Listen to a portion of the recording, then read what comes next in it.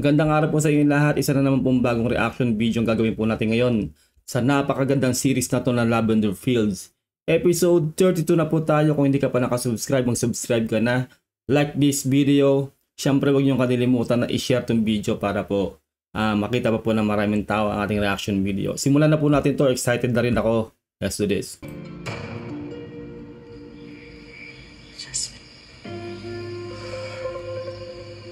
Alam mo, dapat hinayaan na kitang patayin ka ni Iris eh.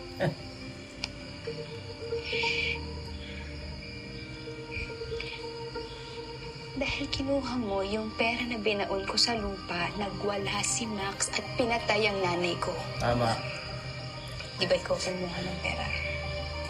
Di ba? Oo. Pero hindi mo naman intindihan eh. Hindi ko naman alam na mangyayari hanggang ganito. Yung pagkatapos ng ilang taon, wanted ka pa rin. Tapos ngayon, may patong ka pa sa ulo. Sira ulo ka pulot. Dahil sa'yo.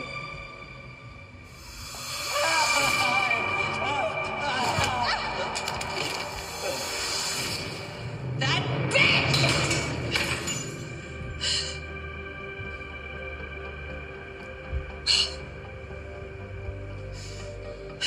Are you sure it was Jasmine? I am sure that Jethro and Jasmine are working together. Are you hurt? Dad, I'm not hurt. Just my ego. Tulog siya eh. Naisahan siya eh. Galing kami sa club. Pati na rin sa condo ni Jethro, pero wala siya doon.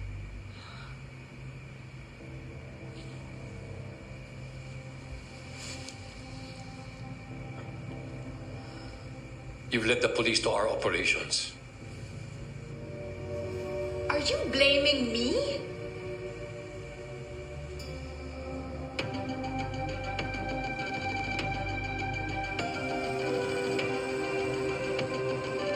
Sister.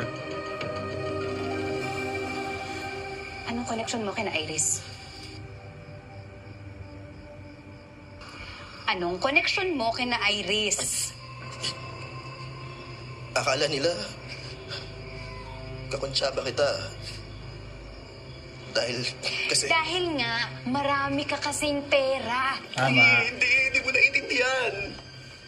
Wala na akong pera yung mga negosyo ko. Lupalugi na.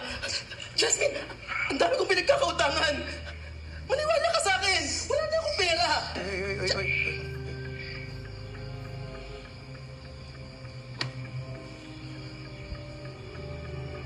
Wala kaming pakialam sa problema mo. Ang gusto lang namin, sagutin mo yung tanong namin sa'yo. Madali lang, hindi ba? Ano ang connection mo kina Iris? Sir, wala nga akong koneksyon dun. DJ lang ako. Clubber. Nakidnap nga ako, di ba? Akala nila may alam ako tungkol sa'yo, Jasmine. Tama. Jasmine, sorry na. Sorry na talaga. Gusto ko lang naman mamuhay ng matiwasay. Iwang nga lang gulo. Promise! Jasmine, kung pinakawalan niyo ako dito, hindi niyo na ako makikita. Kahit kailan! Promise, Jasmine! Maniwala ka! Jasmine! Jasmine! Ang patuwa si Jethro! Nagpakasasa ka sa pera eh. Yes, I assure you everything is under control.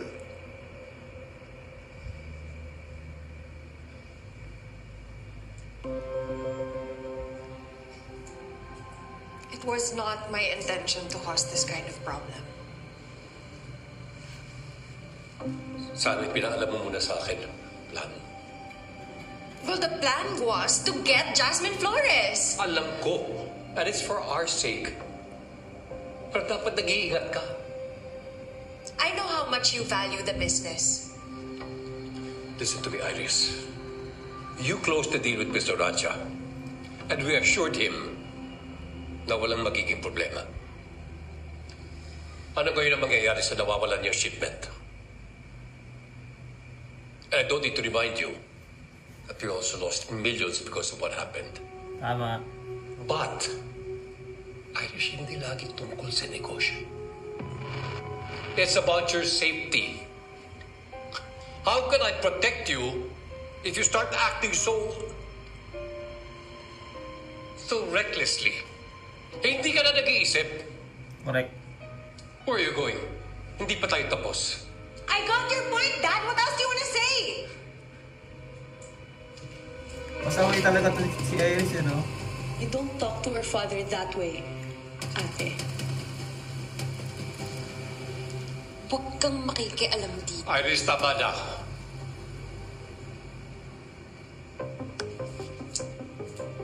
Ayun na nga. Kontrabida na tong kapatid niya.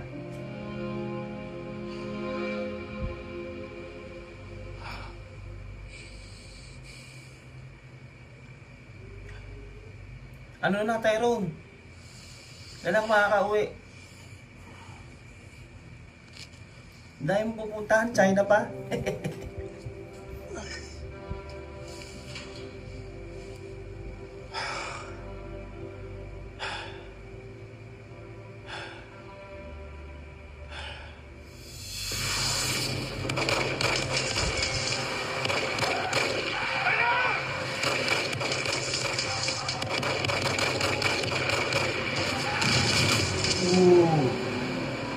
Masasagot na ang katanungan natin paano nangyari talaga.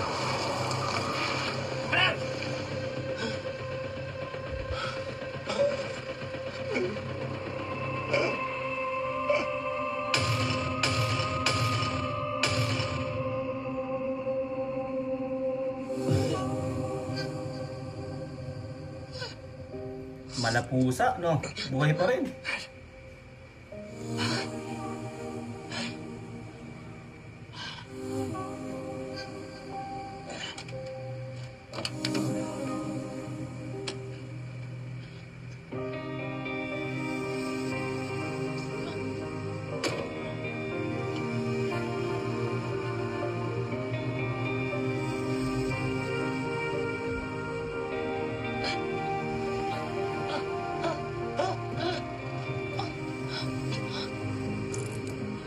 Malamang sinuot niya yung mga gamit niya dyan kay kay Kano eh. Para mapagkamalang siya yung Dennis.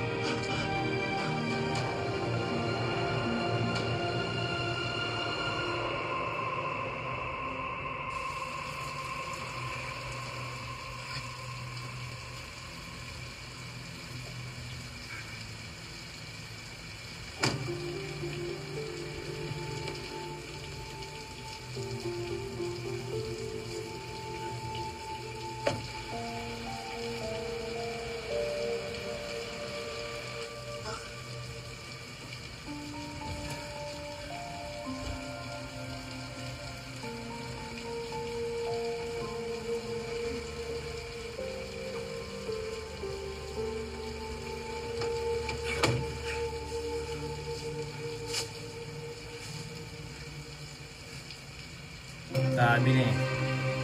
Kaya nakita yung relo, di ba? Yung regalo ni Iris.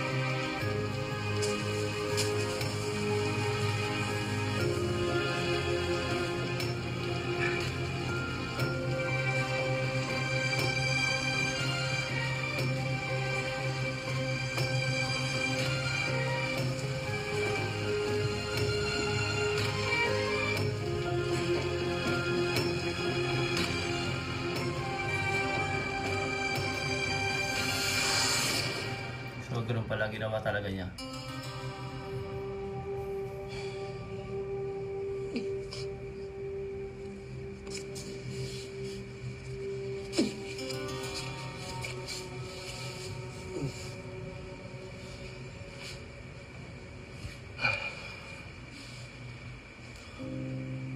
你知不知道你为什么被干吗？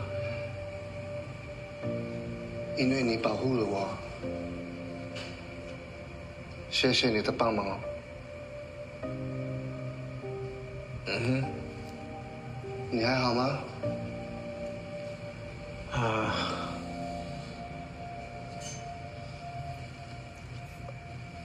？I'm okay. 你快要出监狱了。You return to the Philippines. Not sure.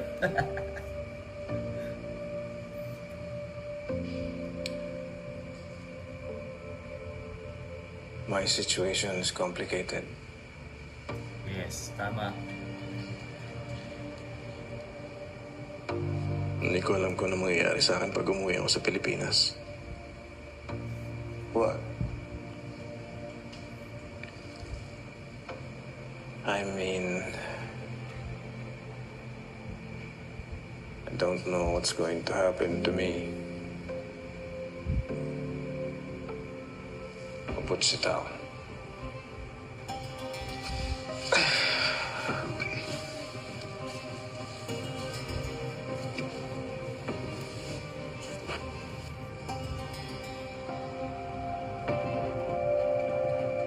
Oh, sir. Pinahanap ka na naman sa akin ni Corpus. Hindi naman alam ng mga pulis na tayo nagbigay ng tip, di ba? Parang hindi naman. Sino ba makakakala, sir? Nag-report lang tayo ng barilan, nagkataon na may mga armas na natimbog.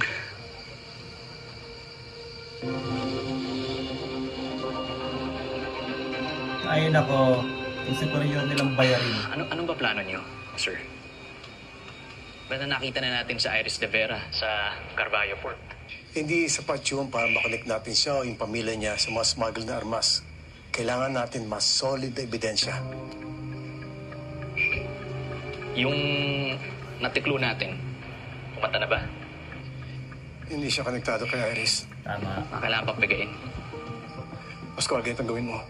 Gumawa ka ng paraan para makuha mo lahat ng police report tungkol sa kaso na yan. Copy, sir. Wala eh. Wala talaga Agent panalaman si Jetro. Fernandez. Tuloy ang plano natin, ha? Gagawin ko lahat para mas mapalapit kay Iris.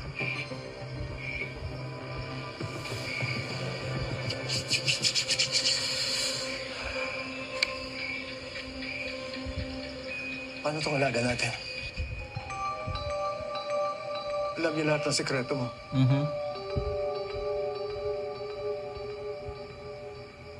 Jasmine! Jasmine! Jasmine! Wala mo na ako, sir!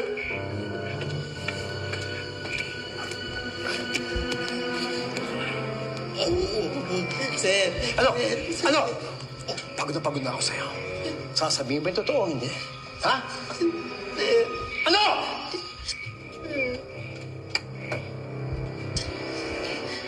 Agent Fernandez.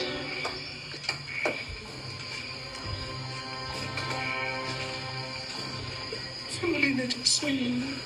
Jasmine. Tama ka. Tama ka. Paano talaga yung anak mo na damay?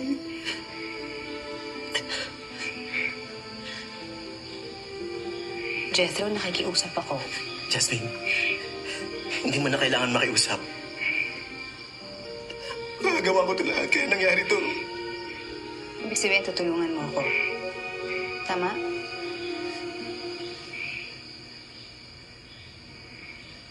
Baby Jazz, Uroy! alam mo bang mahal pa rin kita? Huwag kang maniwala dyan. Tuso yan. Tinakbo niya kay pera eh.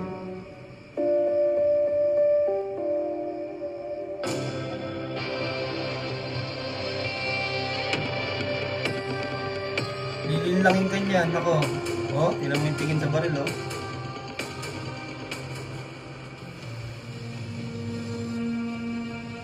Alam ko po na Agent Fernandez is still on Tyrone's case. Pero ang hindi ko po alam kung may kinalaman siya dun sa involvement ng mga polis sa nangyari sa Pierre. Hindi mo na nga makontrol si Fernandez. Hindi mo pa alam ang nangyayari sa port. inutil ka. No, General, please give me this. Isa. Yun lang. Mete. Deserve. Mete si Superior.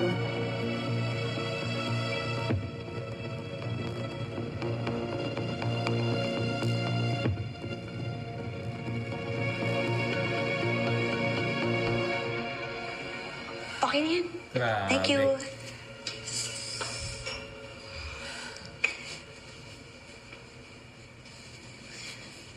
May kasamang tauhan si Jasmine sa pier. Who else could have killed our men? Oh my God. Ibig sabihin, meron na rin siyang private army. This was a battle, but she just declared war. Pero Iris, kung ano ang alam ni Tyrone, malamang alam na nilang lahat. Pwedeng expose nila yung negosyo. Di ba pinag-usapan na natin to? Kung kaya niyang gawin yon, edi sana, she could have done it a long time ago. But still, we need to be extra careful. Di ba yung mga polis nag-iimbestiga? Oh, di kaya mabuti itigil muna natin yung operations. No!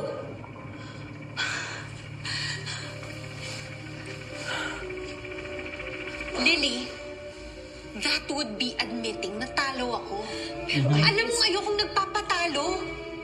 Lalo na kay Jasmine Flores.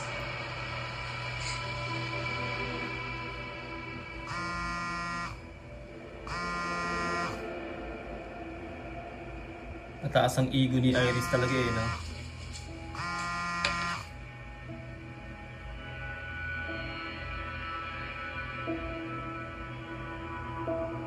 Iris, hello. Pasensya ka na, pinahirapan pa kita. Okay na, isusurrender ko na sa'yo yung business partner ko. Total, wala na rin naman pakinabang sa akin to eh. Set up to malamang.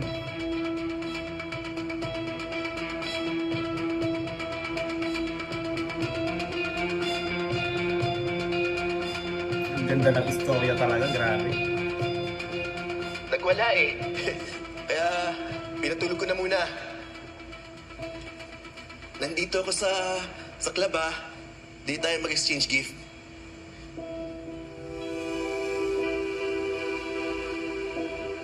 Ibibigay ko sa'yo ito kapalit ng 20 milyon. Alam ko, 15 milyon lang reward nito. Pero plus 5M. Tinorture niyo ako eh. Okay lang ba? Oo nga naman, no? Okay. Just don't let her get away. Okay. Gusto talaga si no? Si Kulot eh. Malamang setup lang yun. Nilalaban yun.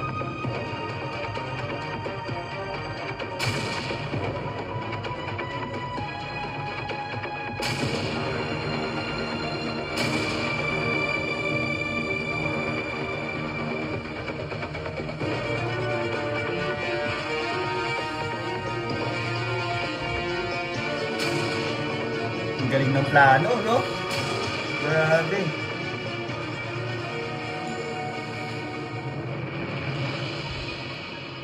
Baby Jazz, galing mong umacting ah.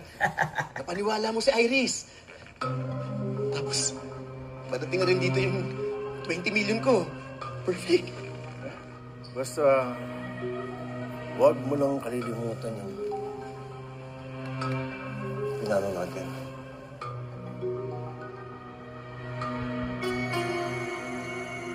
I-record ko ang lahat ng pag-uusapan ninyo. Hindi ka mag-alala. Kahit anong mangyari, nandiyan lang ako. Jethro, huwag mo siyang titigilang kausapin, ha? Hanggat hindi mo napapalabas sa bibig niya na may illegal silang ginagawa sa negosyo nila. Ha? Klaro ba yun? Yes, sir.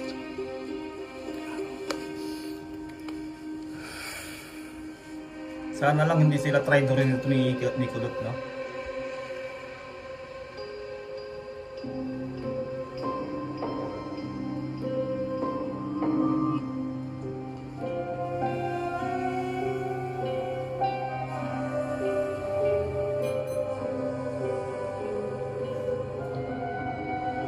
Ganda ng chemistry ni ano no? Ni Jody sa kanya, ni Chip. Bagay yung chemistry nila sa action.